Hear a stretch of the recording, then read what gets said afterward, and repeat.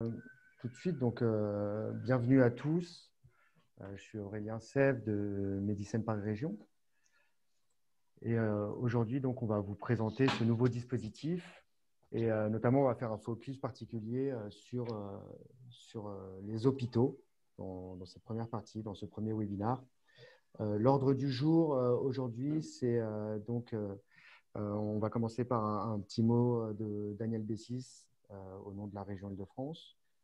Ensuite, je vous présenterai le modèle général de co-création qu'on vous propose avec le soutien de la région et du RESA. On aura donc ce premier temps d'échange et de questions-réponses.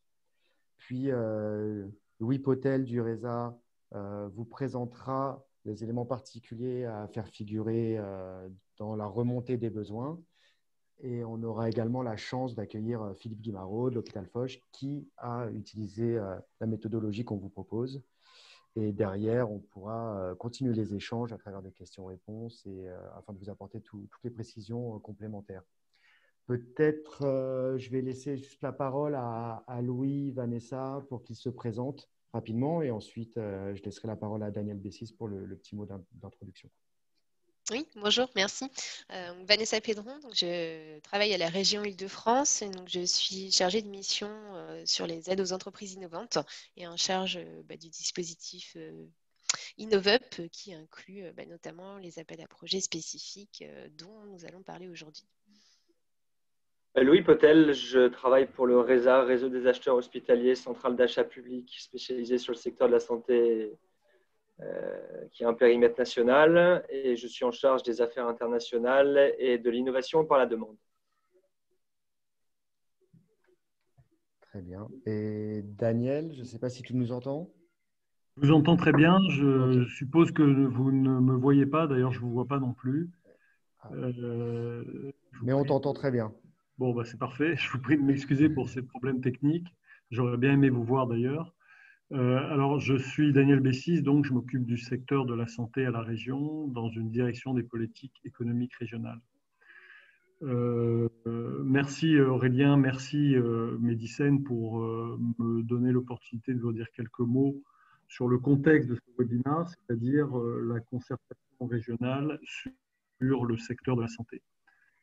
Comme vous le savez, évidemment, ce secteur constitue est stratégique pour l'emploi, l'innovation et l'attractivité d'Île-de-France, compte tenu de son excellence académique, scientifique et industrielle.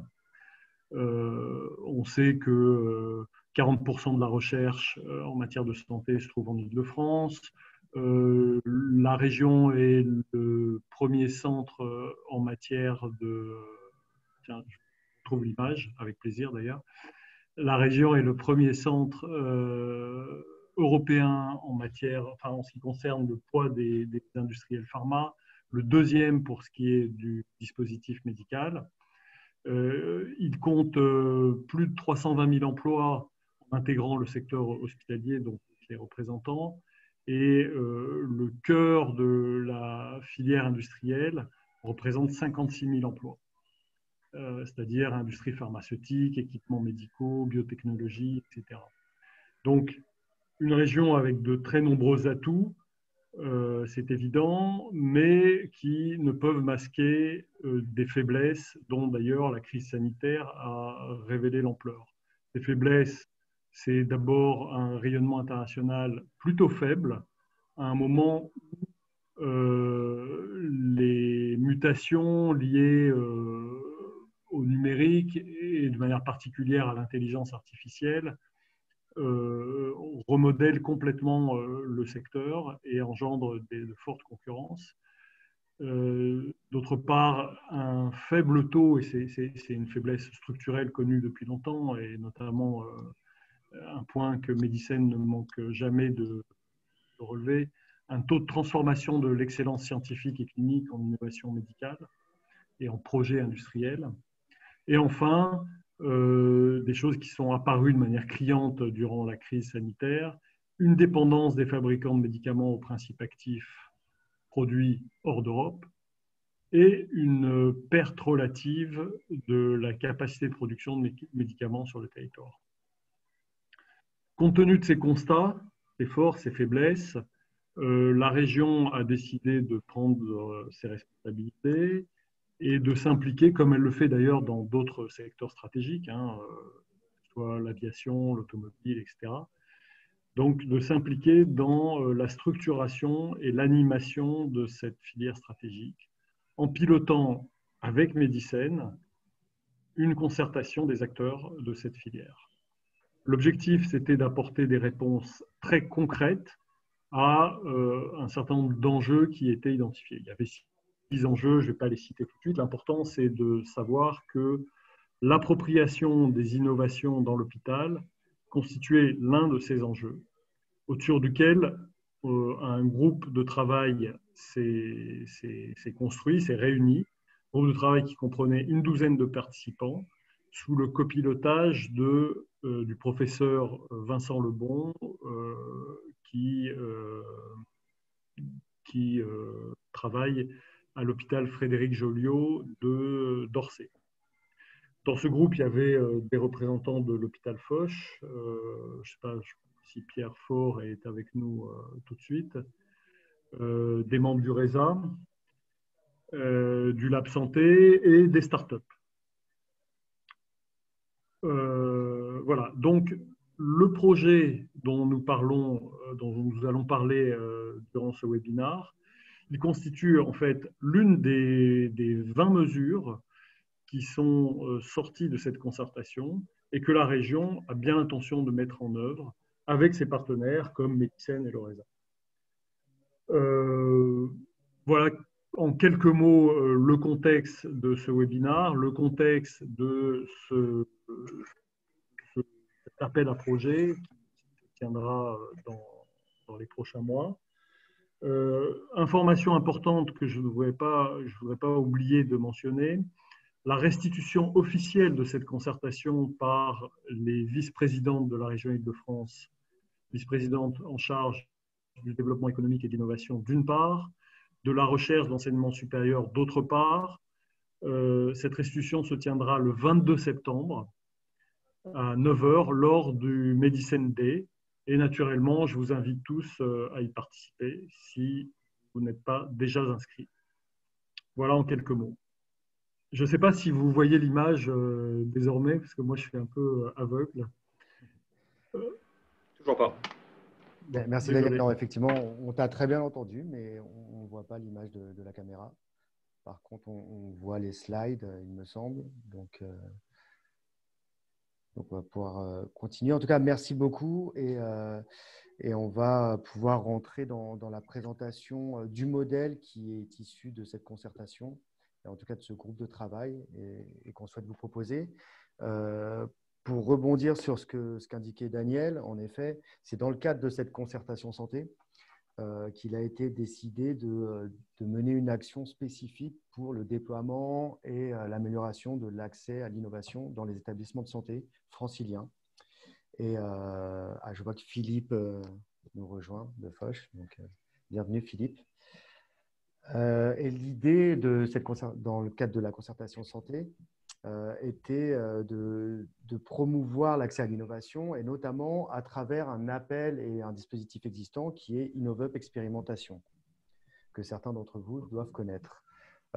Pour parler succinctement de cet appel à projet, ce dispositif régional, InnovUp Expérimentation, c'est un des dispositifs de la gamme UP de la région et qui vise à financer et aider les PME. Or, aujourd'hui, on ne va pas s'atteler et rentrer trop dans les détails puisque l'idée, c'est vraiment d'évoquer le dispositif qui vise à faire remonter les besoins de l'hôpital. Mais on y viendra. InnovUp Expérimentation, c'est un dispositif, forcément, c'est indiqué dans le nom, qui vise à promouvoir l'expérimentation, donc le partenariat entre une entreprise et un lieu d'expérimentation. Et à travers ce dispositif, la région Île-de-France a la possibilité de financer les entreprises jusqu'à 100 000 € en subvention. 100 000 € qui représente un plafond d'intervention capé à 45%. Et il est également possible d'y ajouter des avances remboursables. Mais comme je l'indiquais, ça fera l'objet d'un second webinaire qui sera plus à destination des PME. Donc, dans le cadre de cette concertation, ce qu'on a souhaité faire, c'est utiliser ce dispositif pour le mettre à disposition notamment des établissements de santé, précisément, tout en intégrant une méthodologie de co-création qui provient, et je vais vous l'expliquer, d'un programme européen dans lequel Medicen, le RESA et Paris Région Entreprises sont partenaires. Ce programme européen, c'est InDemand, et il s'agit d'un programme qui a débuté en 2017 et qui est financé par la Commission européenne. Ce programme, il est simple, il vise à développer une méthodologie de co-création qui va provenir des besoins issus et remontés directement de l'hôpital.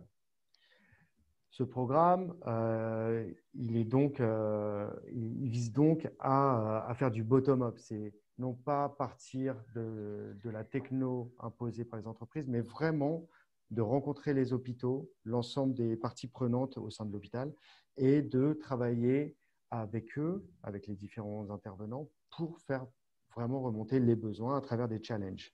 Et pourquoi ? Pour améliorer la capacité des établissements à identifier les besoins et à trouver les solutions qui pourront y répondre d'une manière vraiment très pratique. Donc, cette méthodologie, ce modèle, dans le cadre de ce projet européen, il a été développé avec des partenaires espagnols et finlandais et, à travers 2 itérations, c'est-à-dire qu'on a réalisé 2 parcours vraiment qui visaient à peaufiner, à adapter, à améliorer ce dispositif. Et au-delà de ces expériences, il y a également des publications scientifiques qui ont été justement rédigées et diffusées via l'université d'Oulu en Finlande. Et ce programme qui a donc vu plus de 24 expérimentations concrètes être développées avec des hôpitaux.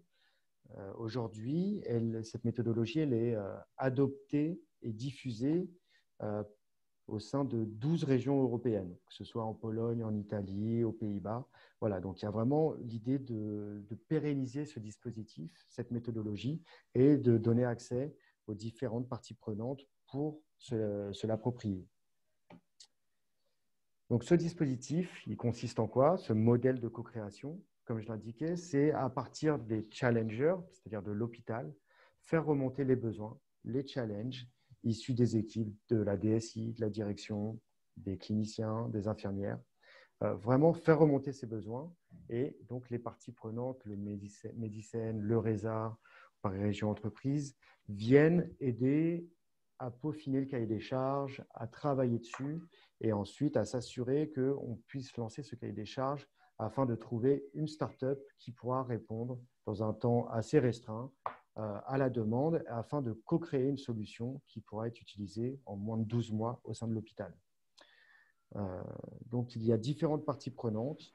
Il y a vraiment donc, cette remontée des besoins, la solution qui vient y répondre à travers un appel à projet et ensuite, tout au long de la co-création, un accompagnement qui est mené aussi bien par le RESA que par Medicen. Alors, l'accompagnement de Medicen va plutôt s'atteler et être appliqué avec la PME afin, comme je le disais, de pérenniser la solution et ensuite de favoriser son déploiement. Je ne sais pas si, Louis, tu veux ajouter quelques éléments sur ce… Oui, non, je pense juste, si je peux vraiment très rapidement, je pense que le mot-clé de cette méthodologie-là et qui a été au cœur de son développement, c'est écosystème régional innovation, en fait. C'est que on s'est rendu compte, c'était pareil en Finlande, c'était pareil en Espagne et c'était pareil chez nous, en région Île-de-France, même dans les autres régions de France, qu'en fait, il y a plein de monde qui fait un peu d'innovation en santé, sauf que les relations entre tous ces organismes, que ce soit les pôles de compétitivité, les utilisateurs, donc les hôpitaux, que ce soit les entreprises qui vont frapper à la porte de tous les établissements sans toujours avoir une réponse à ces appels, en fait, c'était toujours décorrélé. Et l'idée, c'était justement de créer cette méthodologie-là qui permet de créer une synergie et une vraie synergie entre tout l'écosystème innovation d'une même région. Et c'est pour ça qu'Aurélien l'a mentionné là, c'est que voilà, le modèle a été fait ainsi, c'est qu'on part d'abord de la remontée des besoins, ensuite on choisit les meilleurs besoins, on les publie, les entreprises, et c'est là aussi la clé, même si ce n'est pas le sujet aujourd'hui, mais je pense que c'est important de le mentionner. Le but, c'est que les projets de co-création ne partent pas de zéro, c'est-à-dire qu'on ne publie pas un besoin, un challenge, où une entreprise va dire, écoutez, moi, j'ai rien du tout, mais je pense que je peux le faire. C'est bien différent. C'est qu'ici, les entreprises qui doivent répondre doivent déjà travailler sur un prototype, en fait, doivent déjà avoir quelque chose en route. Et c'est à un moment important, à un moment utile, où on a justement cette partie utilisateurs finaux, équipe médicale qui va rejoindre un peu l'équipe de l'entreprise pour faire en sorte que la solution que vous développez, elle est pas mal. Pour l'instant, elle répond à 80% du besoin. Mais nous, en tant qu'utilisateurs, si vous faites ça, ça et ça, elle va répondre à 100% du besoin. Et c'est vraiment un moment clé et on ne demande pas l'intervention des équipes médicales trop tôt dans le processus de développement d'une solution, mais quand on a vraiment besoin d'eux. C'est pour ça que les projets de co-création, dans le cadre d'une demande, ici pourront être plus longs avec ce programme régional, mais durer environ 6, 7, 10 mois maximum. C'est-à-dire qu'on ne demande pas des professionnels de santé de s'impliquer pendant 2-3 ans où au final, ils ne voient pas le bout de cette collaboration. C'est très rapide. Ils déposent un besoin. Un an après, ils ont une solution, ils l'utilisent et Philippe sera là pour en témoigner après. En tout cas, pourra nous faire un retour d'expérience du côté utilisateur. Et peut-être juste pour finir, Aurélien, la clé ici, c'est qu'encore une fois, on dit écosystème régional. C'est là où il a toute son importance. Parce que quand on est à la phase de sélection des challenges, à la phase de sélection des besoins que je développerai après, si derrière, on doit trouver des entreprises qui ont déjà un prototype, il est essentiel quand on revoit les besoins de savoir que pour ce besoin-là, on sait qu'il y a des entreprises qui travaillent dessus. C'est pour ça que l'expertise de Medicine durant ce projet était très importante parce que même au niveau de la sélection des challenges, on a dû en écarter 2-3 qui étaient très intéressants, mais on savait qu'avec notre connaissance du marché, qu'aujourd'hui, absolument aucune entreprise travaillait dessus. Et donc, ce n'était pas la peine, en gros, de sélectionner ces besoins-là. Et derrière, ensuite, pourquoi écosystème aussi? C'est parce que l'entreprise, elle n'est pas, on va dire, lâchée dans la nature ou lâchée avec l'équipe médicale et débrouillez-vous de travailler ensemble. Il y a un vrai accompagnement à ce niveau-là. Mais il y a surtout aussi un accompagnement que Medicine a pu faire aussi durant le projet et qui, à mon avis, sera répété pendant ce programme régional. C'est-à-dire que l'entreprise, en parallèle de co-créer, va être suivie et va avoir un business support. C'est-à-dire qu'un vrai accompagnement, comme Medicine le fait avec toutes les entreprises qui sont adhérentes chez eux, mais un vrai support, c'est-à-dire que en parallèle du développement de votre solution, on va essayer de vous préparer au mieux à l'arrivée sur le marché et à la phase de commercialisation. Parce que comme ça, quand votre solution sera disponible, vous aurez la capacité de la diffuser et on espère qu'un plus grand nombre d'établissements de santé pourront l'adopter. C'est aussi pour ça que l'ORESA est ici, parce qu'en tant que centrale d'achat, notre travail sera de diffuser parce qu'une solution qui répond parfaitement à un besoin d'un hôpital, logiquement, devrait répondre aux besoins d'autres établissements de santé. Ouais, tout à fait. Merci Louis pour ces éléments complémentaires. Donc, vous l'avez compris, hein, l'idée, c'est d'utiliser cette méthodologie afin de rassembler l'écosystème et en même temps de s'appuyer sur les dispositifs de la région pour justement en faire une force au niveau régional. L'idée, c'est quoi? C'est simple, hein, l'objectif de ce modèle, c'est vraiment de favoriser l'accès de l'innovation à l'hôpital, d'où la présence des différents acteurs, des différentes parties prenantes. C'est offrir l'opportunité aux utilisateurs de vraiment participer, de co-créer, c'est essentiel. Et il y a un accompagnement tout au long de la co-création pour ça. C'est vraiment essentiel de pouvoir échanger et s'assurer que toutes les parties prenantes sont bien impliquées dans le projet. Et évidemment, l'idée, c'est également que ce ne soit pas juste un one-shot, mais que la solution co-créée puisse être pérenne et se déployer au sein d'autres établissements derrière. Et comme le disait Louis, l'implication du RESA est essentielle à ce titre-là. Et enfin, ça va favoriser, on l'espère, et ce qui est déjà le cas, on reviendra dessus, l'adoption donc des solutions co-créées par d'autres établissements. Donc, ce qu'on vous propose aujourd'hui, c'est de vous présenter cet agenda qui se découpe en 3 grandes phases principales. Aujourd'hui, on fera un focus particulier sur la phase 1, à destination des établissements.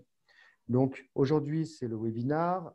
L'idée, c'est qu'on va vous solliciter pour que les hôpitaux, les établissements de santé puissent faire remonter leurs besoins jusqu'à la fin du mois de novembre. Vous pourrez revenir vers nous pour plus de précision. Vous verrez qu'il y a un template à remplir, mais il y a une période là, de 2 mois où toutes les équipes peuvent être impliquées et nous faire remonter leurs besoins. Et à l'issue, durant le mois de décembre, un jury, ça c'est essentiel, un jury multidisciplinaire se réunira afin de sélectionner les challenges qui paraissent le plus pertinents à différents titres, selon différents critères, mais pour justement bénéficier des phases suivantes que sont la recherche de l'entreprise qui pourra répondre aux besoins, mais également toute la phase de co-création.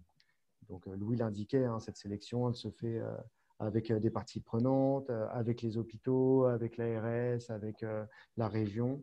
Et l'idée, c'est de s'assurer qu'il n'y a pas une solution qui répond déjà à ce besoin sur le marché, mais également qu'il y a des entreprises qui pourront favoriser la co-création et y participer sur une période donnée. Alors, dans le cadre de InnovUp, ça peut aller jusqu'à 18 mois.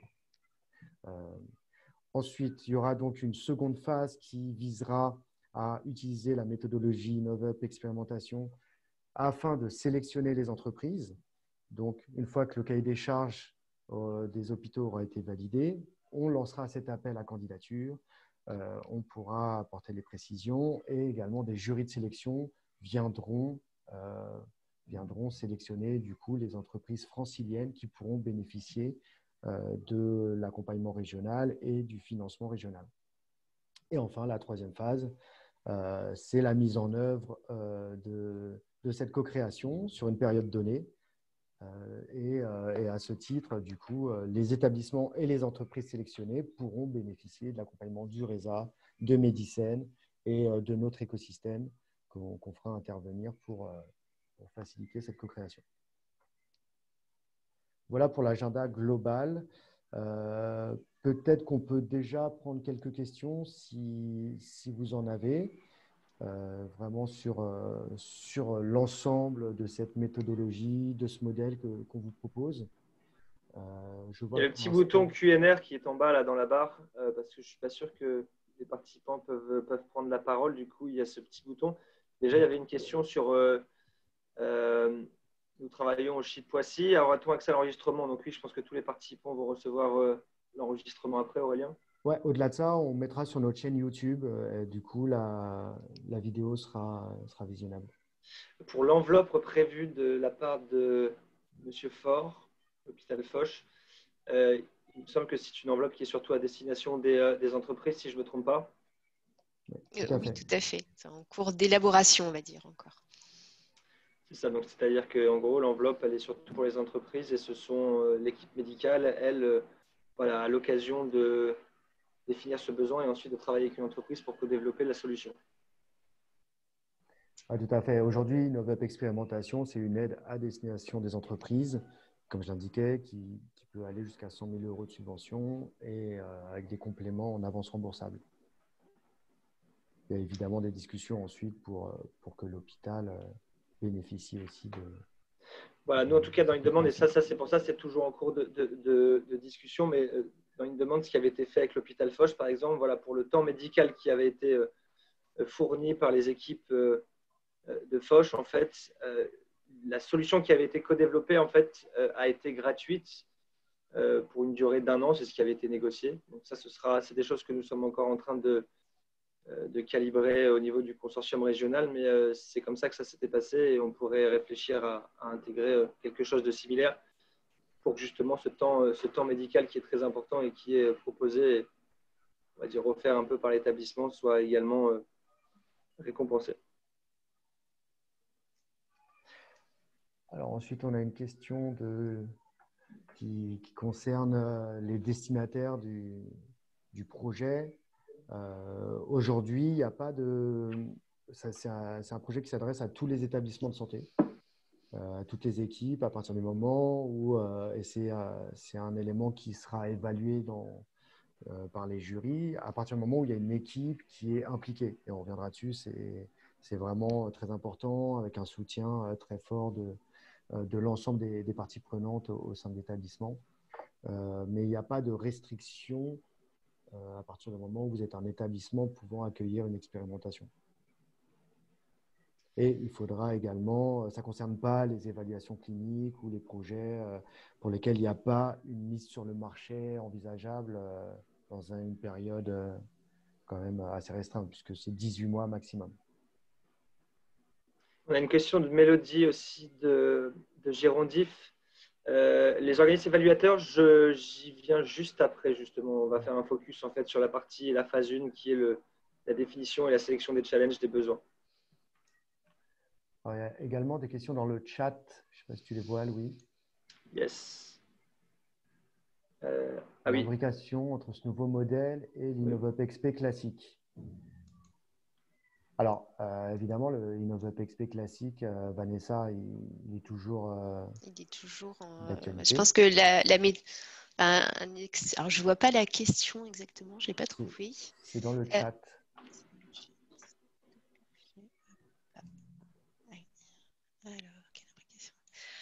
Alors, les deux perdurent en parallèle. Hein. InnovUp XP classique a toujours cours. On va dire dans le cas d'un InnovUp XP classique, c'est une entreprise en fait qui a une solution, qui veut la tester en réel et qui trouve en fait un terrain d'expérimentation et qui se met d'accord en fait avec le terrain d'expérimentation pour son projet.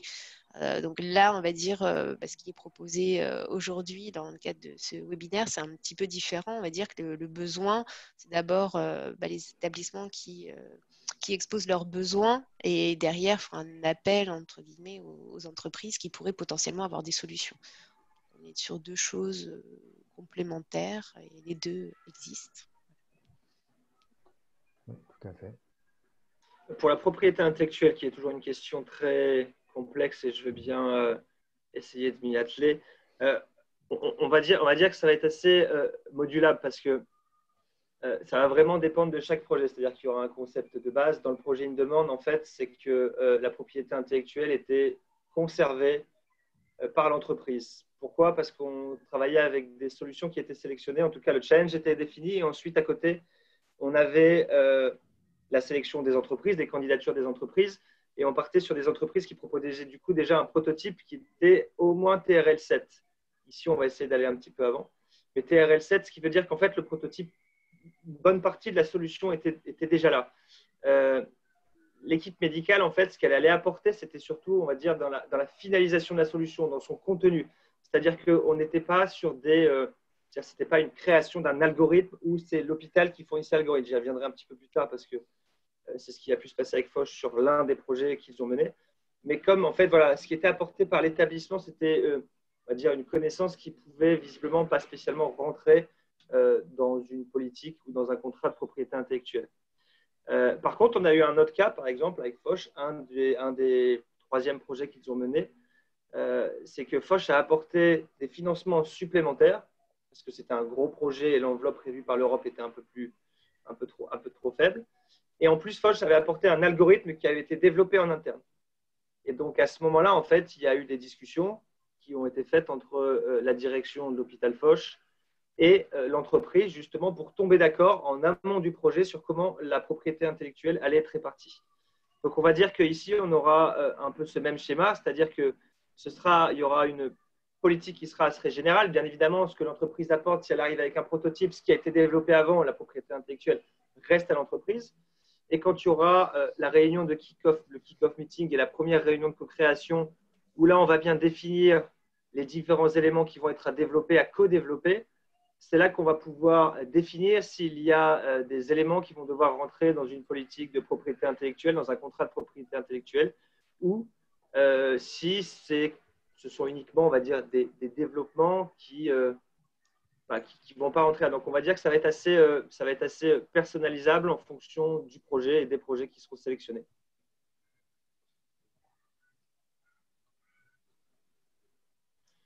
Pour l'éligibilité des établissements médico-sociaux, je pense que c'est à la région de nous répondre.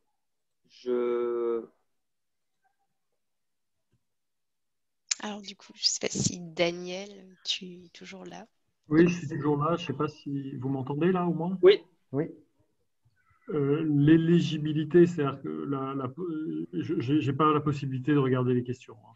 C'est la possibilité pour un établissement être bénéficiaire d'une aide, c'est-à-dire. Non, c'est médico-social. C'est-à-dire, est-ce qu'un EHPAD peut déposer des challenges et du coup rentrer dans le processus et non pas uniquement des hôpitaux?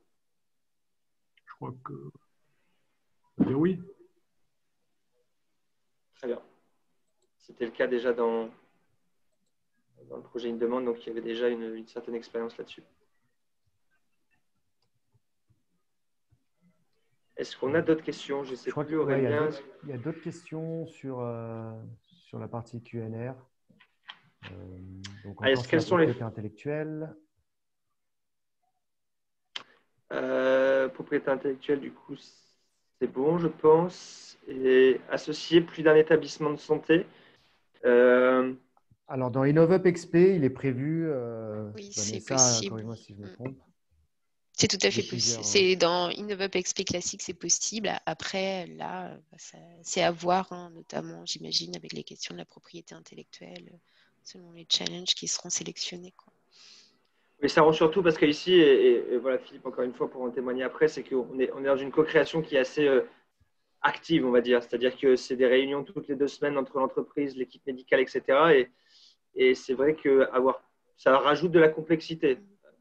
Forcément, si on a les équipes médicales, je ne sais pas, l'équipe oncologie de 3 établissements qui doivent déjà se tomber d'accord, parfaitement d'accord, et ensuite se réunir de manière régulière, ça peut rajouter de la complexité, même si, à mon sens, ce n'est pas impossible. Il me semble que c'est du coup quelque chose qui sera à préciser et à définir. Bien évidemment, ici, comme c'est un peu un mix de plusieurs programmes, un nouveau programme en même temps, toutes vos questions sont les bienvenues et ça va nous permettre de finaliser tous ces points-là avant la publication de l'appel à candidature à destination des établissements courant octobre. Et ensuite, quelles sont les formalités à remplir en tant qu'entreprise pour être inclus dans les RFP? Alors, en fait, il n'y aura pas spécialement de formalités à faire en amont. C'est pour ça que voilà, ce webinaire-là est vraiment normalement dédié aux établissements. On va y venir après, voilà, comment déposer une candidature, etc., comment déposer un challenge. Mais pour les entreprises, en fait, on organisera un autre webinaire, je pense, courant janvier, juste avant l'appel à candidature. Et tout simplement, en fait, sur la même plateforme où sera ouvert l'appel à candidature à destination des établissements, il y aura cette fois-ci un appel à candidature à destination des entreprises où les challenges qui auront été sélectionnés durant la phase 1 seront exposés et présentés et où vous pourrez cliquer pour dire je désire déposer une candidature pour ce challenge-là et vous devrez remplir le formulaire avec les différentes sections pour présenter votre proposition et votre solution, votre prototype actuel. Voilà, il y a aussi des éléments du coup à présenter sur l'impact en fait, hein, l'impact de l'expérimentation pour l'entreprise. Voilà, il y a pas mal il y aura des choses à expliciter en fait du côté entreprise, l'impact économique également en lien avec le projet. Oui, tout à fait. Il me semble qu'on a vu l'ensemble des questions pour l'instant. Peut-être qu'on peut continuer, Louis? Ouais, on a un peu de retard, donc je vais essayer de regagner ce retard-là. Parce que le témoignage de Philippe est assez important. C'est toujours bien que les utilisateurs puissent aussi bien présenter ce qui a pu être fait. Donc, du coup, oui, juste pour faire un focus, donc, comme Aurélien vous l'a présenté avant, donc, le processus, tout ce programme-là se décompose en 3 phases. La première phase, c'est l'appel à manifestation d'intérêt, l'AAP, ou l'appel à candidature à destination des établissements hospitaliers. Donc, c'est la définition et la sélection des challenges. Juste là-dessus encore, voilà, c'est que on a le webinaire qui est là. On va avoir du coup, on va publier en octobre cet appel à candidature qui va permettre aux établissements de santé franciliens du coup de pouvoir déposer des besoins qu'on appelle aussi challenge. Voilà, si vous voyez le mot challenge, c'était juste pour ça. C'est que le challenge, le mot utilisé pour dire besoin, mais c'est la même chose. Du coup, définition et dépôt des challenges. Donc, qui va avoir la possibilité de déposer un challenge sur cette plateforme et durant octobre et novembre? Alors, c'est n'importe quel collaborateur, médecin, infirmier, quelqu'un de la comptabilité, d'un établissement de santé francilien. C'est très important, c'est-à-dire qu'ici, ce que l'on désire, c'est que ce soit les personnes qui sont sur le terrain, qui puissent déposer et définir un challenge, une problématique qu'ils ont au quotidien, et pas spécialement que ce soit à la direction. Alors après, c'est à vous de voir au sein de votre établissement comment est-ce que vous voulez structurer cette réflexion interne, mais l'idée vraiment principale de la méthodologie, c'est que les challenges, les besoins, les problématiques soient remontés par les personnes sur le terrain, les personnes qui tous les jours ont un problème ou une problématique et qui souhaiteraient ou qui pensent qu'elle pourrait être résolue par une solution, une nouvelle solution innovante parce qu'ils ont entendu que quelque chose pouvait exister ou que des choses sont en développement. Donc ça, c'est vraiment clé, c'est vraiment important. Donc l'idée, c'est que si votre établissement décide de participer et décide de s'impliquer dans de la co-création et décide de déposer un challenge, c'est qu'il y ait une vraie réflexion et pas uniquement au niveau de la direction de l'établissement, mais d'essayer de faire participer l'ensemble des collaborateurs de l'établissement. Quand, du coup, ce sera en octobre 2020, ça va être publié. La date précise est à définir, mais vous sera communiqué très prochainement. Et ce sera pour une durée de 2 mois. Ou du coup, ce sera sur une plateforme en ligne. Pareil, vous recevrez le lien le moment venu. Et comment ce sera en complétant les différentes sections d'un formulaire que je vais vous présenter juste après. Je sais qu'il y a beaucoup de textes, c'est fait exprès. Le but, c'est pas que je ne vais pas lire tout ce texte-là et ce n'est pas que vous le lisiez, mais vous allez recevoir la présentation après. Donc, c'est que si vous souhaitez aller un peu plus en détail pour déjà vous préparer, vous pourrez avoir tous les éléments. Mais techniquement, voilà en fait le formulaire, les différentes sections qui seront à remplir si vous souhaitez déposer un challenge. Donc déjà, il faudra nommer un responsable du challenge. Le but, c'est vraiment d'impliquer les personnes parce qu'on a pu se rendre compte quand on l'a fait précédemment que voilà, parfois les gens déposent un challenge, c'est bien. Puis en fait, à leur challenge, il est sélectionné. On leur trouve une entreprise derrière pendant la phase 2, puis on arrive au kick-off. Bon, bah là, maintenant, il faut y aller. Il y a du temps à dédier. Il faut mener les réunions, il faut s'impliquer. Et voilà, les personnes, j'ai peut-être pas le temps en fait. Désolé, j'aurai que1 heure par mois. Et voilà, donc on a souvent eu ça au début. Et après, quand les personnes voient les effets bénéfiques qu'elles peuvent avoir et qu'en fait ça avance bien et que la solution avance vraiment, au final, ils trouvent beaucoup plus de temps après. Et je veux dire, c'est important ici vraiment déjà quand il y a cette sensibilisation au niveau de vos collaborateurs en disant vous pouvez déposer des challenges, vous pouvez déposer vos besoins, mais il faut vraiment qu'ils aient conscience que derrière, s'ils sont sélectionnés et qu'on a une entreprise, ils vont devoir participer à cette co-création. Ensuite, il faudra trouver un petit nom et un acronyme pour le challenge. Une définition globale de la problématique du challenge de manière vraiment générale. Ensuite, il faudra définir les utilisateurs types. En fait. Donc, c'est les personnes qui sont liées tous les jours à cette problématique, que ce soit les patients, que ce soit les professionnels de santé, que ce soit les fonctions support, que ce soit les aidants, les familles qui viennent visiter parce qu'elles se perdent dans l'établissement. Et donc, la problématique, c'est au niveau de la géolocalisation au sein d'établissements de santé, par exemple, qu'on a pu avoir avant. Voilà, le but, c'est de définir les personnes types pour que l'entreprise, derrière, puisse bien comprendre quelles sont toutes les implications et quelle est vraiment la problématique et qui cela concerne. Ensuite, on va définir les cas d'usage, définir exactement, étape par étape, ce qui est fait aujourd'hui et où sont les points de blocage, les problématiques qu'elles sont rencontrées. Ensuite, les exigences techniques et fonctionnelles.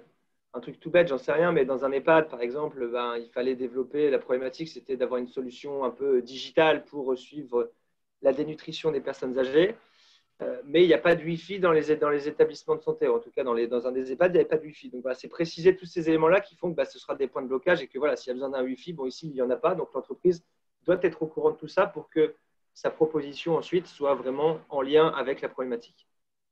Ensuite, il y a la faisabilité du projet. Les aspects financiers, c'est-à-dire que si vous arrivez à chiffrer un peu le coût que cette problématique, que ce besoin, que ce problème a sur votre structure tous les ans, et c'est pas mal de le définir. Les impacts attendus, donc qu'est-ce que vous attendez de cette nouvelle solution? Qu'est-ce que ça pourrait apporter pour mon établissement? Le périmètre du challenge, est-ce que c'est un challenge qui est uniquement pour mon établissement? Est-ce que c'est une problématique que j'ai uniquement chez moi? Ou est-ce que, à mon sens, en parlant avec tous mes collègues d'autres établissements, je sais qu'ils ont également la même problématique? Et ensuite, l'engagement. Donc ça revient avec le responsable du challenge. C'est que voilà, vraiment lister. C'est-à-dire que moi, je suis responsable du challenge, mais les personnes qui travailleront avec moi, l'équipe, en gros, établissement qui travailleront avec moi si on est sélectionné, ce sont ces personnes-là. Et voilà à peu près le temps qu'ils pourront dédier. Voilà en gros pour le formulaire qui sera à remplir si vous souhaitez déposer un challenge. Vous l'avez vu, il y a des caractères maximum. Le but, c'est que ça fasse 3, 4, 5 pages. Ce n'est pas un cahier des charges ultra long. Et le but, c'est que l'entreprise ait quand même assez d'éléments pour pouvoir déposer quelque chose de qualité et qui répond bien aux besoins. Donc après ça, on aura le comité d'évaluation qui va se tenir en fin d'année. Et ce comité d'évaluation, donc il y a plusieurs expertises qui seront membres. Donc il y aura 2 experts solutions innovantes du secteur de la santé qui viendront de chez Medicem. Il y aura 2 experts marché du secteur de la santé qui viendront de chez Resa et Medicem. Également 2 experts établissements de santé qui viendront du Resa. 2 experts politiques publiques de la région IDF, parce que le but, c'est aussi que les challenges soient sélectionnés, soient en phase avec les politiques publiques de la région aujourd'hui. Et différents experts externes au consortium qui pourront intervenir et qui pourront prendre part au comité d'évaluation et d'évaluer les candidatures et les challenges que l'on recevra et qui viendront du coup de Living Lab, d'ARS ou de BPI France voilà, ce groupe d'experts qui vont évaluer l'ensemble des candidatures sera défini et sera précisé plusieurs semaines avant la tenue du comité d'évaluation. Ensuite, les critères d'éligibilité. Donc là, voilà, je vous ai présenté comment on fait pour définir un challenge, quels sont les éléments à définir. Ensuite, le comité d'évaluation, comment il sera composé. Et donc, nous, ce comité d'évaluation va recevoir et va devoir lire et évaluer l'ensemble des challenges qui seront reçus fin novembre. Pour cela, il y a d'abord des critères d'éligibilité à passer. C'est-à-dire que tous les challenges qui ont été déposés, j'en sais rien, moi, c'est un hôpital de Dijon qui voit l'appel à candidature, mais qui n'a pas vu que c'était uniquement pour les établissements d'Île-de-France, sa candidature sera du coup mise de côté. Disponibilité d'un prototype. Du coup, le comité d'évaluation va devoir déjà, avec ses connaissances, c'est pour ça qu'on aura des experts marché, des experts innovation au secteur de la santé, définir si aujourd'hui, il y a dans les tuyaux, est-ce qu'il y a des entreprises, des startups qui sont déjà en train de travailler sur une solution qui devrait potentiellement, de près ou de loin, qui pourrait répondre à ce challenge-là. Mais également de savoir s'il n'y a rien qui existe aujourd'hui. Le but, ce n'est pas de co-développer une solution qui est déjà disponible et qui fonctionne et qui est disponible sur le marché. Ensuite, engagement, temps et moyens de l'équipe établissement. C'est pour ça qu'on demande un responsable et un engagement. C'est-à-dire qu'on va sélectionner des challenges où il y a un vrai engagement, une vraie volonté, une vraie équipe et un vrai temps qui sera dédié pour la co-création. Parce que sinon, ensuite, en phase 3, durant la co-création, c'est vite très complexe s'il n'y a pas une vraie volonté, aussi bien de la côté entreprise que du côté établissement. Et ensuite, pas de double financement public, bien évidemment, pour un projet similaire. Les critères d'évaluation. On va évaluer pour tous les challenges qui auront passé cette première phase de sélection, chaque membre du comité d'évaluation va devoir évaluer l'impact que pourrait avoir une solution qui serait développée et qui permettrait de résoudre le challenge qui a été développé. Ensuite, sa faisabilité. Est-ce que le challenge qui est proposé, est-ce que c'est possible, est-ce que c'est faisable aujourd'hui de pouvoir développer une solution qui va répondre à ce besoin-là. Ensuite, au niveau de la priorité, est-ce que si on a 25 challenges, lequel peut-être serait plus prioritaire que d'autres, en fonction des politiques publiques notamment. Et ensuite, c'est la capacité, la possibilité de la duplication et le potentiel commercial en fait, de la solution. Le but, encore une fois, c'est que très bien, il y a un établissement qui va définir un challenge et qui va pouvoir co-créer une solution pour répondre à ce challenge-là. Mais le but derrière, ce n'est pas de travailler avec uniquement un établissement. Comme on l'a dit au début, c'est que les solutions qui seront co-développées devraient répondre parfaitement aux besoins. Et donc, on devrait pouvoir faciliter leur diffusion et leur adoption par d'autres établissements de santé. Et donc, pour avoir un impact maximum, il est nécessaire de sélectionner des challenges qui sont communs à un grand nombre d'établissements et qui, du coup, pourraient bénéficier, les solutions co-développées pourraient bénéficier au plus grand nombre d'établissements pour avoir un impact beaucoup plus grand au niveau de la région. Et pour finir, sur le comité d'évaluation et la sélection des challenges, très rapide, processus d'évaluation. Ça se fait en 2 étapes. La première étape, c'est que chaque membre du comité d'évaluation, chaque expert va devoir évaluer et noter de manière individuelle chaque challenge. On va consolider l'ensemble de ces évaluations et l'ensemble de ces notes.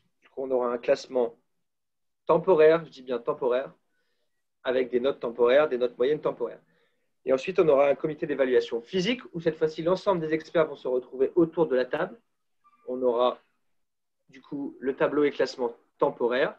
On vous rappelle qu'il y aura 5 challenges maximum qui seront sélectionnés.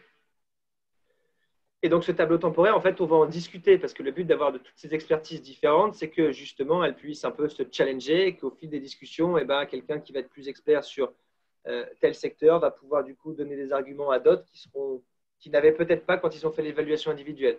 Et du coup, à l'issue de ces discussions et sur la base de quelque chose où du coup, on s'assure que tout le monde a bien déjà lu tous les challenges, les a déjà évalués avant, il n'arrive pas en découvrant les challenges pendant la réunion, et on va pouvoir établir par vote le classement final et définitif des 5 challenges qui seront sélectionnés.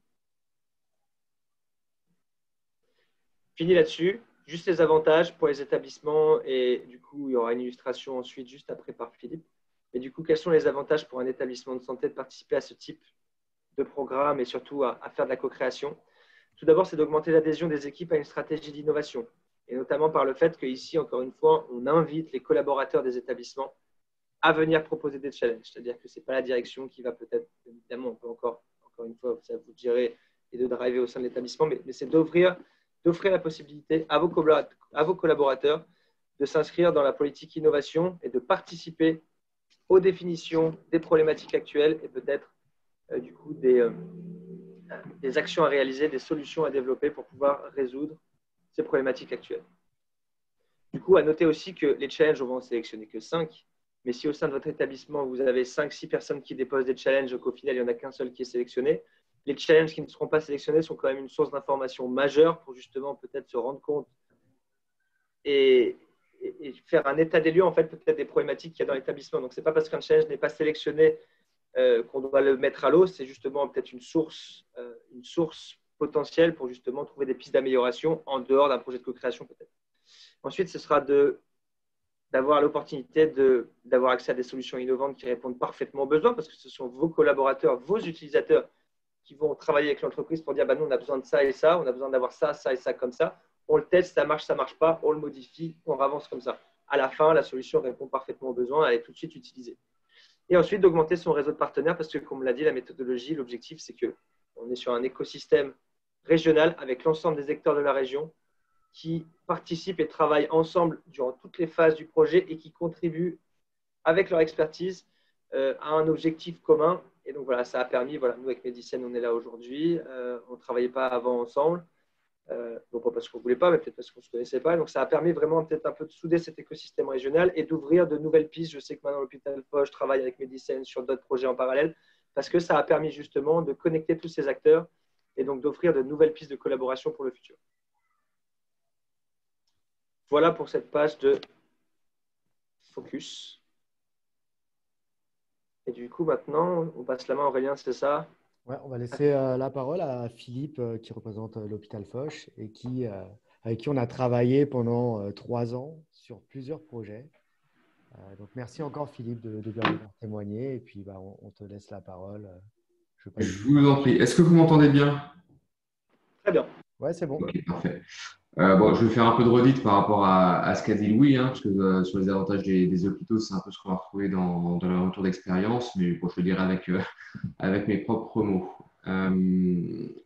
Du coup, sur la phase de définition des besoins, nous, ce à quoi on a été confrontés, en tout cas sur la première itération, c'est de bien comprendre la démarche, ça peut paraître bête, mais de bien comprendre la démarche soi-même afin de pouvoir la restituer aux médecins. C'est-à-dire que, notamment, on va devoir impliquer beaucoup plus fortement les médecins que dans d'autres appels d'offres classiques.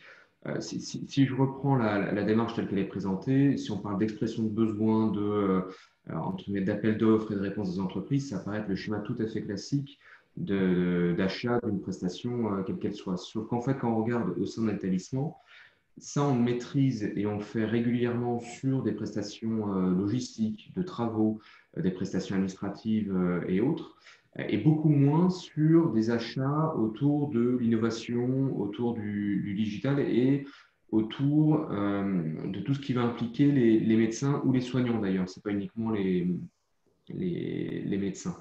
Donc de bien comprendre que désormais les médecins, les équipes vont devoir s'impliquer beaucoup plus en amont et pas juste faire une recette de fonctionnalité ou être utilisateur au final.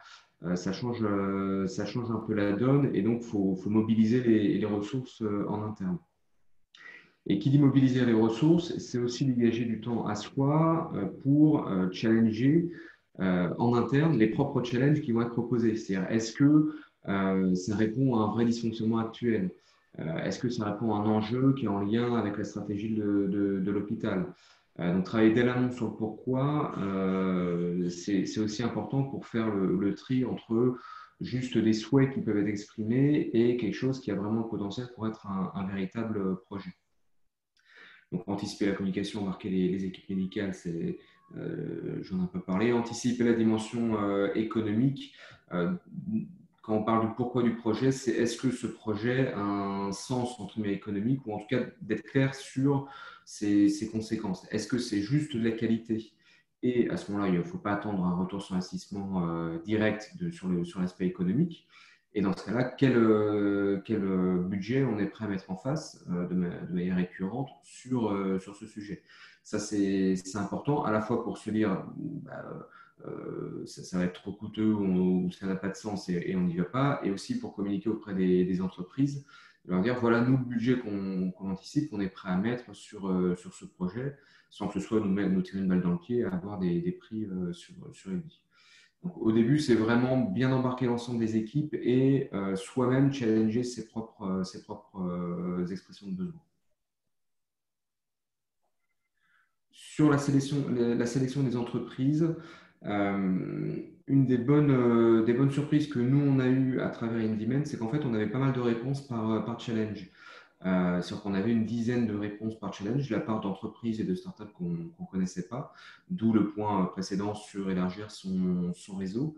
Et c'était un des principaux apports, c'est que les startups ou les PME sont tellement vastes, on n'a pas de connaissance du marché véritablement fine ou suffisamment précise pour directement travailler avec une startup qu'on connaît, sauf par mise en relation ou autre, mais c'est vraiment des cas particuliers. Sur un nouveau sujet, on ne sait pas vraiment ce qui est disponible sur le marché. Donc, le fait d'avoir ce retour d'information et cette diffusion de notre besoin par Médicène, la région et autres, ça fait qu'on a eu 10 dossiers à traiter. Ce qui veut dire 10 dossiers à relire par c'était différentes personnes au sein de l'établissement, que ce soit côté DSI, côté soignant, côté médecin, côté recherche clinique, côté gestion de projet, pour que chacun évalue avec son propre regard les réponses qui sont apportées par les entreprises et puisse les noter. Donc ça, ça demande un certain temps et s'y prendre au dernier moment, c'est toujours un peu compliqué. Dans une deuxième étape, donc il y a des dossiers écrits. Dans une deuxième étape, avoir une présentation orale, ça c'est toujours nécessaire. Ça permet de mesurer notamment l'adhésion, dans quelle mesure les équipes internes vont accrocher avec le prestataire avec lequel elles vont travailler pendant un an. Donc ça c'est vraiment important. Est-ce qu'on se sent de travailler avec cette entreprise? Et exiger une démonstration de l'outil pendant la présentation orale, ça c'est pour ne pas se retrouver piégé avec des présentations PowerPoint qui nous montrent sur papier, voilà l'outil qu'on a, etc. Et juste des captures d'écran. Et en fait, quand on démarre le projet, avoir une coquille vide où le niveau d'avancement n'était pas du tout celui qui était escompté. Donc normalement, ça s'est vérifié via le TRL7 dont parlait Louis sur le niveau d'avancement de la solution, mais quand on demande des fonctionnalités un peu particulières ou autres, c'est toujours bien d'avoir une démo pour voir notamment la souplesse que peut avoir l'outil et la startup pour s'adapter à nos besoins. Et ensuite, c'est de soi-même, enfin dans la démarche, c'est d'établir des critères techniques qui sont évaluables ou de se concentrer là-dessus. Et c'est là notamment que l'apport du RESA et de Médicène était intéressant. C'était sur tout ce qui était l'évaluation de la stratégie commerciale. Alors la santé financière, on est capable de le faire aussi, mais en tout cas, il y a toute une partie d'évaluation des entreprises qui était faite en amont par Médicène et le RESA pour dire cette entreprise-là, c'est pas nécessaire de la regarder, sa stratégie soit ne tient pas, soit ne convient pas par rapport au challenge qui était proposé. Donc, et par contre, nous, ça nous permettait de se concentrer sur est-ce qu'ils ont vraiment une sensibilité patient, est-ce que, sans que ce soit un point critique ou pas, mais selon les challenges, ça peut l'être, est-ce qu'ils ont des médecins ou des soignants dans l'équipe, ou en tout cas un réseau sur lequel ils peuvent s'appuyer, est-ce qu'ils ont déjà un partenaire, est-ce que leurs solutions paraissent souples, etc. Ça, c'est des critères que nous, on est en mesure d'évaluer sur la base de ces papiers, de la présentation orale et de la démo. Et ensuite, sur la phase de co-création, je reviens sur le temps nécessaire qui sera mobilisé par les équipes. Ça, à partir du moment où elles sont embarquées dès le début, ça se fait relativement naturellement. C'est-à-dire, elles ont envie que ça se fasse. Et donc, si on se dit c'est une réunion par semaine d'1 heure ou toutes les 2 semaines, elles s'organisent pour. Donc ça, il n'y a pas trop de problème, même s'il faut le rappeler, ça s'est fait assez naturellement. Cadrer le modèle économique, ça rejoint la discussion qu'il y avait sur, la question qu'il y avait sur la propriété intellectuelle. Que ce soit le coût qu'on aura en run une fois que la solution sera en place, déjà, ça dépend du budget que nous, on est prêt à y mettre. Et donc, est-ce que l'entreprise est prête à rentrer dans ce budget? Et ensuite, en fonction de la propriété intellectuelle qui est créée et de la valeur qui est apportée par l'hôpital, et ben là, il y a une discussion à avoir dès le début, sans, à mon sens, que ça soit bloquant pour le projet, parce que ça n'a jamais été bloquant ni au début, ni in fine. Une discussion à avoir sur comment est-ce qu'on peut faire un partage de valeur sur la base de l'apport de l'hôpital. Il y a différents modèles, c'est propre à chaque projet et à chaque hôpital. Prioriser les actions, nous, c'est arrivé, je ne sais plus, à au moins un projet. Les médecins, au lancement du projet, on a un peu trop laissé les médecins, enfin l'équipe médico-soignante seule avec l'entreprise. Et donc, ils ont eu, en plus finalement l'expression de besoin du challenge qui avait été exprimé au début, ils ont fait part de voilà tous nos dysfonctionnements, tout ce qu'on aimerait régler. Et l'entreprise a dit ah oui, c'est vachement intéressant, il faudrait y travailler. Mais là, du coup, ça faisait exploser le budget, que ce soit le temps nécessaire pour y répondre et donc le budget aussi du projet. Donc, il ne faut pas hésiter à recadrer et à prioriser les actions pour vraiment se dire bon, le besoin principal pour démarrer le projet et répondre aux besoins tels qu'ils étaient exprimés, c'est ça. Après, oui, on pourra apporter des évolutions. Ça rejoint les questions du budget aussi. Mais en tout cas, de prioriser les demandes qui peuvent être émises au fur et à mesure, c'est vraiment nécessaire. D'où le besoin de vraiment piloter ces projets comme tout type de projet. Intégrer l'ensemble des directions concernées, ça c'est classique avec tous les projets, en particulier la DSI, parce que souvent il y a du digital et le juridique pour tous les aspects RGPD qui nécessitent des discussions particulières. Ça n'a jamais été bloquant in fine, mais ça demande quelques revues des contrats et autres. Donc voilà, il ne faut pas hésiter à travailler en transversal. Et rester au contact des équipes pour éviter l'effet tunnel, ça rejoint le fait de prioriser les actions. Il ne faut pas laisser une fois que l'entreprise a été sélectionnée, il ne faut pas la laisser seule avec l'équipe. Il faut être certain que ça avance dans les temps parce qu'il y a un budget qui est imparti pour, donc il ne faut pas faire n'importe quoi. Et ce n'est pas le rôle non plus de l'entreprise, de l'entreprise de la start-up qui répond, de prioriser elle-même les actions ou de faire des arbitrages. C'est vraiment le rôle de l'hôpital et pas forcément même uniquement de l'équipe médico-soignante, mais de l'hôpital en tant qu'institution, parce que voilà, les équipes médico-soignantes n'ont pas forcément le recul par rapport à des complexités d'intégration avec les systèmes d'information et autres. Donc, il faut aussi leur faire prendre conscience de ça pour mieux prioriser les actions. Donc, voilà quelques éléments de retour d'expérience qu'on a pu vivre sur Foch à travers 3 projets au sein d'Indiman. Merci beaucoup, Philippe. Et vite, Philippe, juste peut-être quelque chose là-dessus. Est-ce qu'aujourd'hui, les solutions, voilà, elles sont utilisées par l'établissement, c'est-à-dire qu'elles ont été co-créées, vous avez travaillé là-dessus, mais voilà, ça aboutit derrière, c'est du concret. Et aujourd'hui… Du coup, pour parler plus concrètement, nous, on avait lancé 2 projets en parallèle dans la première vague. Il y en avait un sur des téléconsultations en addictologie. Alors maintenant, ça paraît standard des téléconsultations, mais c'était il y a 3 ans, il n'y avait pas encore la nouvelle réglementation qui permettait qui ouvrait toutes les possibilités de téléconsultation. Et au-delà de ça, il y a aussi tout un travail sur le process d'inclusion, une auto-évaluation par le patient de ses états d'addictologie. Donc, il y a eu un travail autre que juste ouvrir une visio pour la téléconsultation. Donc ça a été utilisé dès que ça a été mis en prod et évidemment, ça a été très largement utilisé pendant la période Covid et donc ça continue de l'être. Et pour le coup, il y avait une médecin qui était un peu moins impliquée dans la co-création, qui, quand elle l'a utilisé pendant la période Covid, a tout de suite adhéré parce que ça lui a permis d'éviter une rupture de prise en charge de ses patients, chose qu'elle constatait dans d'autres établissements dans lesquels elle travaille. Donc ça a été, voilà, ça ne fait que renforcer l'adhésion au projet. Et donc, on a fait plusieurs centaines de téléconsultations avec, et donc avec des auto-évaluations de la part des patients et un suivi. Sur le deuxième, c'était de la télésurveillance de patients transplantés rénaux.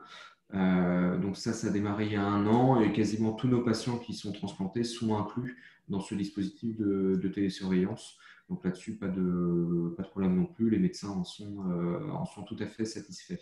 Parce que ça leur permet vraiment de tout faire, de suivre les résultats de biologie, de faire des prescriptions à travers l'outil, d'interagir entre professionnels. Donc voilà, c'était un outil qui permettait de centraliser des informations qui étaient éparpillées avant. Et le troisième, qu'on est en fait en train de finaliser, donc il n'a pas encore démarré en prod, on est en train de finir la recette pour le démarrer dans les prochaines semaines, c'est sur la télésurveillance en oncologie. Et là, comme vous le disiez, c'est ce projet-là qui intègre un algorithme plus complexe. Et donc là, on avait demandé à ce qu'il y ait un partage de valeur plus fort que sur les autres projets. Donc voilà, donc oui, les projets ont abouti et sont utilisés. Donc il n'y a pas de souci à ce niveau-là. Parfait. Merci beaucoup, Philippe, une nouvelle fois. Merci, Philippe. C'est très clair. Il est 13 heures passées. On est un petit peu en retard, mais n'hésitez pas à nous poser des questions sur le chat. On pourra prolonger un petit peu. Et sinon, quoi qu'il en soit, vous avez nos contacts. Voilà. Si vous avez une ou deux dernières questions, n'hésitez pas. On est à votre écoute, mais sinon, vous pouvez venir directement vers nous.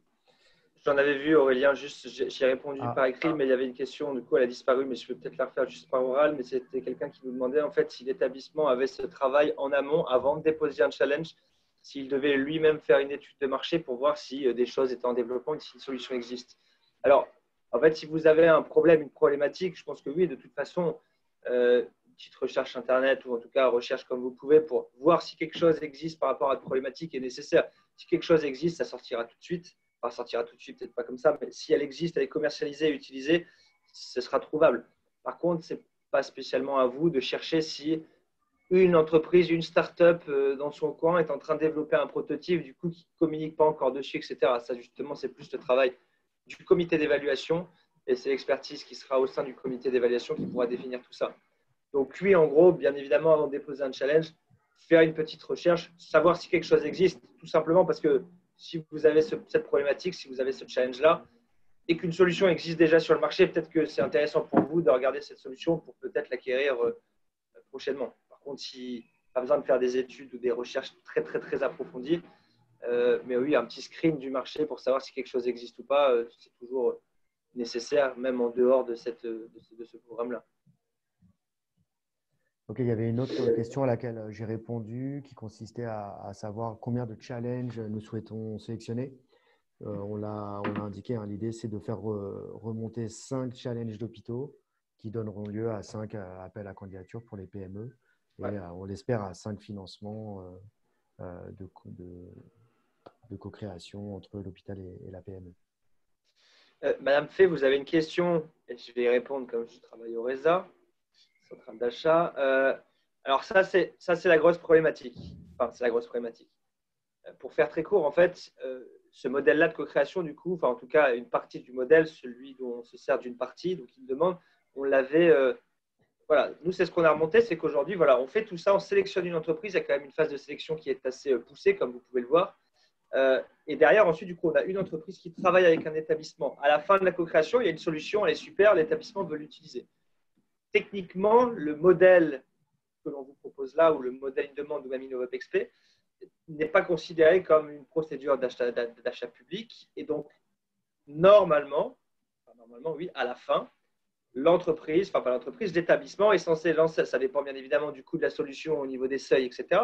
Mais si elle est au-dessus des seuils aujourd'hui de 40 000 minimum, l'établissement devra lancer un appel d'offres afin de peut-être, parce qu'on ne sait jamais, référencer et pouvoir acheter cette solution. Donc, c'est une des grosses problématiques. Nous, parce que là, le succès qu'on a pu montrer rapidement, peut-être du modèle et du programme européen originel qui a été, avec quelques exemples concrets, en Finlande et en Suède, ça s'est marché. En Finlande et en Espagne, ça a également très bien fonctionné. Donc, en fait, voilà, on s'est rendu compte qu'il y a un élément bloquant, c'est cette phase ensuite d'acquisition et d'utilisation légale. Donc, c'est en train d'être remonté auprès de la Commission européenne, etc. Mais alors, ici, si on veut vraiment parler du programme régional, oui, à la fin de la co-création, logiquement, ça dépend des seuils, mais il y aura un appel d'offres à effectuer. Techniquement, dans le projet Une Demande, nous, le RESA, on a lancé un appel d'offres ensuite, qui est toujours en cours d'ailleurs. Enfin, on est en phase de finalisation des évaluations. Logiquement aussi, comme on est sur de la co-création, ça veut dire que les challenges qui ont été sélectionnés, en fait, il n'y a aucune solution qui permet de répondre. Normalement, si on fait une co-création efficace sur plusieurs mois, la solution, quand elle sort, elle est censée être la seule sur le marché. Donc oui, il y a un appel d'offres à lancer qui demande des ressources, temps et humaines supplémentaires et financières aussi. Mais logiquement, il n'y a qu'une seule entreprise qui est censée pouvoir répondre à notre cahier des charges. Pas parce qu'on est les seuls, parce qu'il n'y en avait pas qui existait avant le projet de co-création, qu'on l'a co-développé. Et donc oui, il y a vraiment cette problématique de marché public qui est cette non-souplesse qui nécessite de lancer une consultation ensuite. Sauf du coup s'il y a une utilisation gratuite, et ça on verra, mais c'est ce qu'il y avait eu, comme il y avait une utilisation gratuite, comme elle vaut 0, on est en dessous des seuils, donc en tout cas, Foch n'a pas eu ce problème pendant la première année, mais ensuite, la question se posera sûrement. Il y a une nouvelle question qui vient d'arriver, je vais la lire, c'est: est-ce que la PME peut être déjà identifiée par l'établissement de santé avant le dépôt du challenge? Alors, dans les textes et les statuts, ça ne pose pas de problème. Après, quoi qu'il en soit, on suivra l'ensemble du parcours qui consiste à lancer différents appels à candidature et à réunir des jurys. Mais peut-être que Vanessa, Oui, oui, du coup, en fait, si vous connaissez déjà une PME, vous pouvez l'inviter à répondre au challenge, mais du coup, sa réponse sera considérée au même titre que d'autres entreprises, d'autres startups ou PME qui répondraient à votre challenge. Et pour rappel, il faudra déjà que le challenge soit sélectionné en amont. Bien sûr. C'est la première étape. Oui, et puis c'est d'ailleurs pour ça, c'est-à-dire que même l'établissement, même si son challenge est sélectionné et qu'il connaît une entreprise qui va sûrement inviter à répondre, c'est exactement ce que disait Philippe tout à l'heure, c'est qu'en tête, ils pouvaient aussi, eux, avoir une ou deux entreprises qu'ils connaissaient de près ou de loin. Mais on a tous été étonnés, nous aussi les premiers, de voir le nombre de candidatures qu'on a pu recevoir par challenge. En fait. On avait à chaque fois à peu près une dizaine d'entreprises, dont des entreprises qu'on n'avait pas du tout identifiées, etc. Et qui, au final, se sont avérées celles qui ont gagné et qui ont pu travailler sur la co-création. Donc, oui, c'est sûr que c'est toujours bien de les inviter s'ils sont là-dessus, mais ouais, il y aura ce traitement, cette évaluation équitable entre toutes les candidatures. Et à la différence du projet européen, aujourd'hui, le concept, là, c'est de travailler avec des établissements franciliens et des entreprises franciliennes. N'est-ce pas, Vanessa? Oui, oui, tout à fait.